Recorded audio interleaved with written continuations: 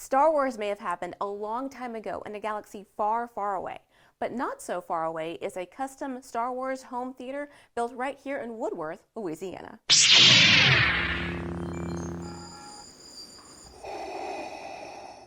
All right, Charlie, so tell me what we're looking at here.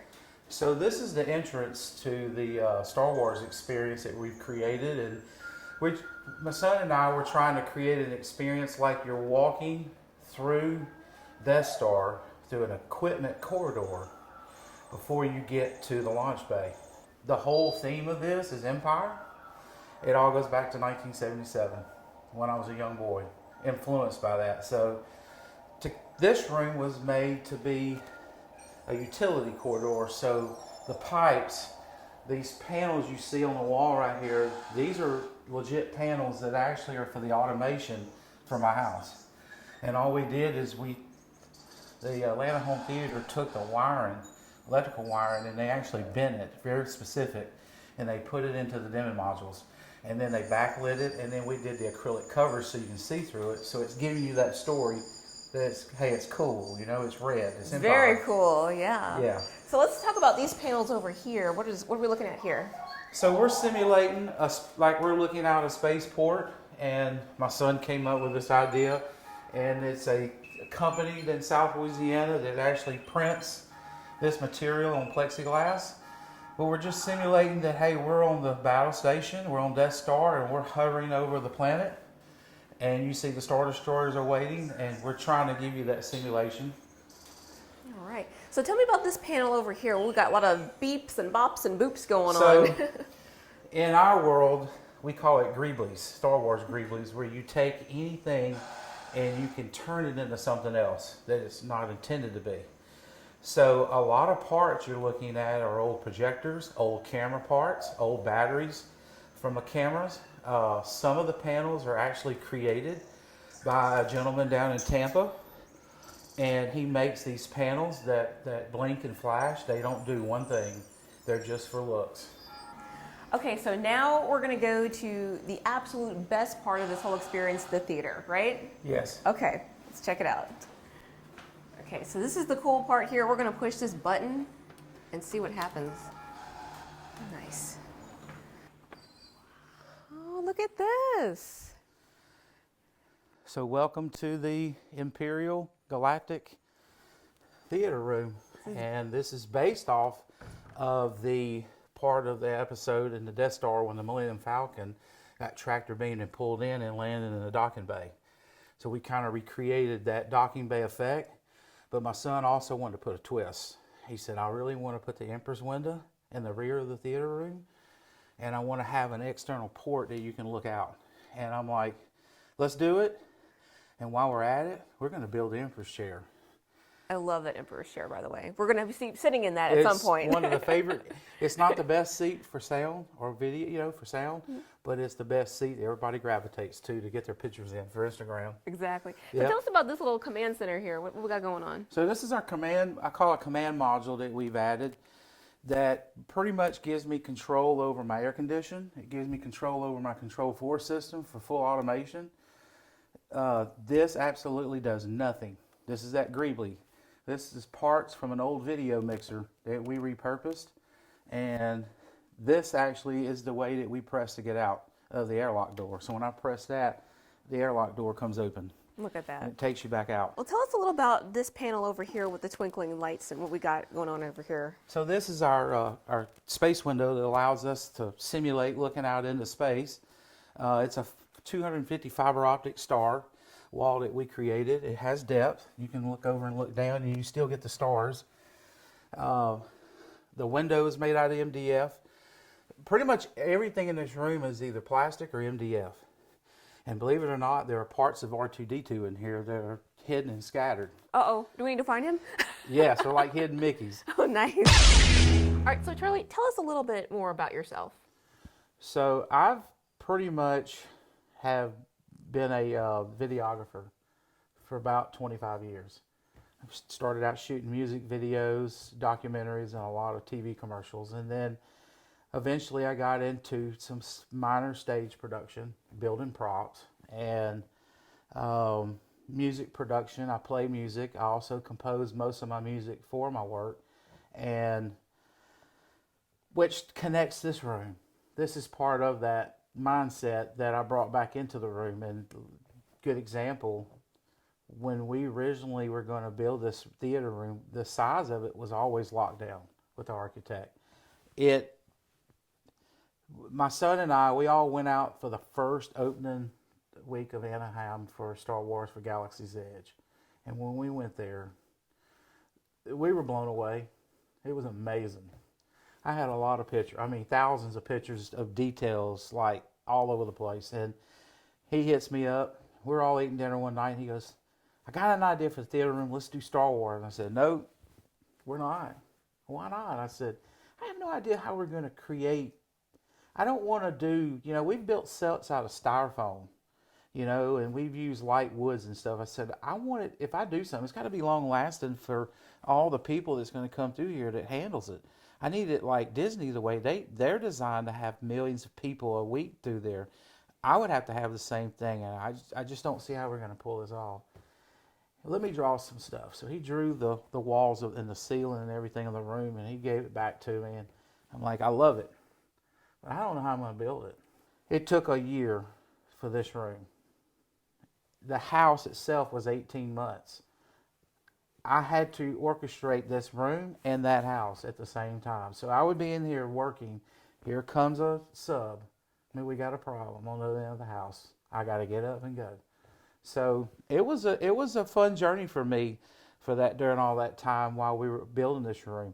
But the first time I seen the gray put on, because I was looking at MDF in here for months, it knocked our socks off. I mean, we came in here and we didn't even have the dimmers for the lights yet, but the lights could come on. We could manually turn them on.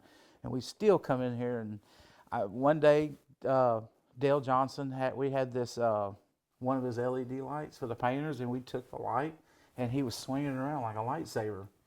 So I filmed it, and we ended up using that at the end of the trailer on our documentary we've done with the added lightsaber effect. So we've had a lot of fun in this room.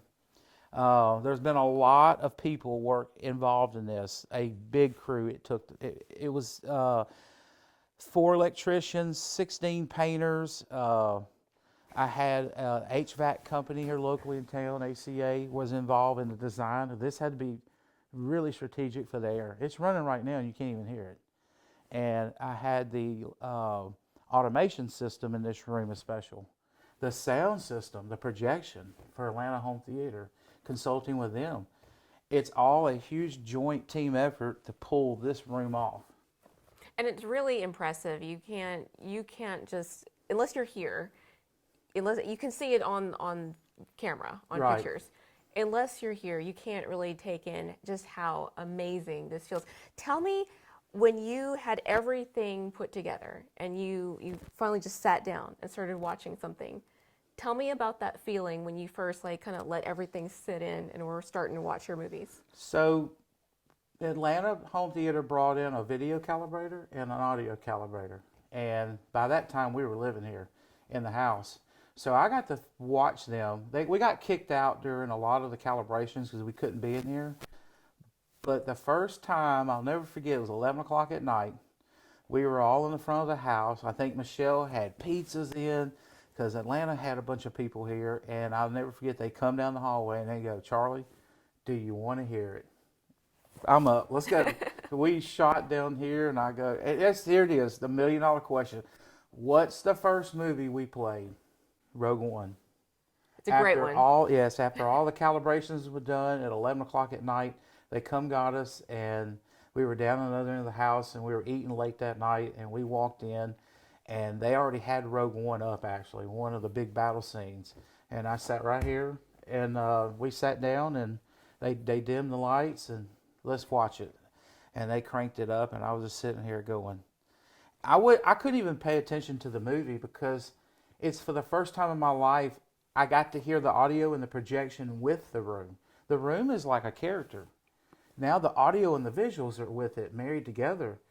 And it's very, very motivational and emotional to you. And when I bring people come in and visitors come in and they watch stuff for the first time in here, they're blown away. Oh, yeah. Absolutely blown away.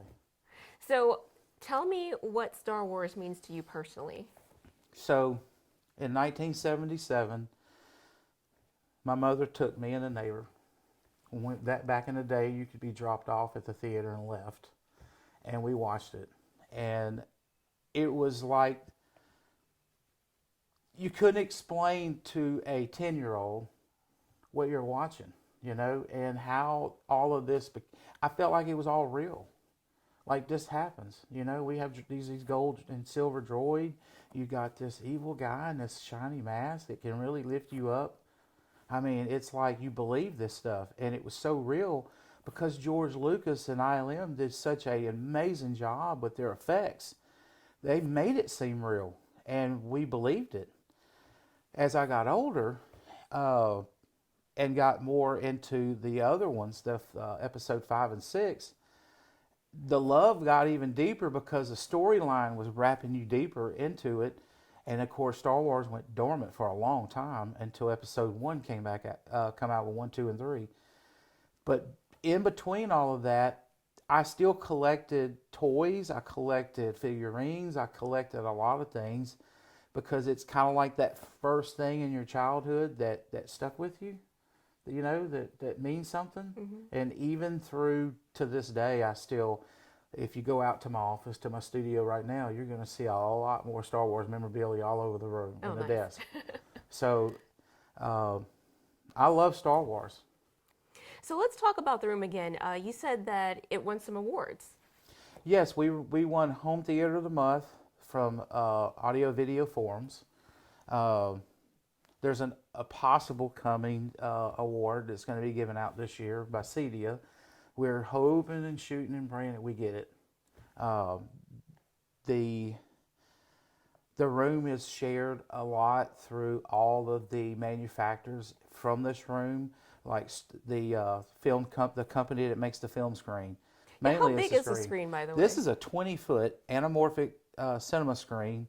It's a woven, it's acoustically transparent. There are a lot of speakers behind it that you can't see. The subwoofer system's behind it. The left, center, and right channels are behind it. And they're huge driver systems.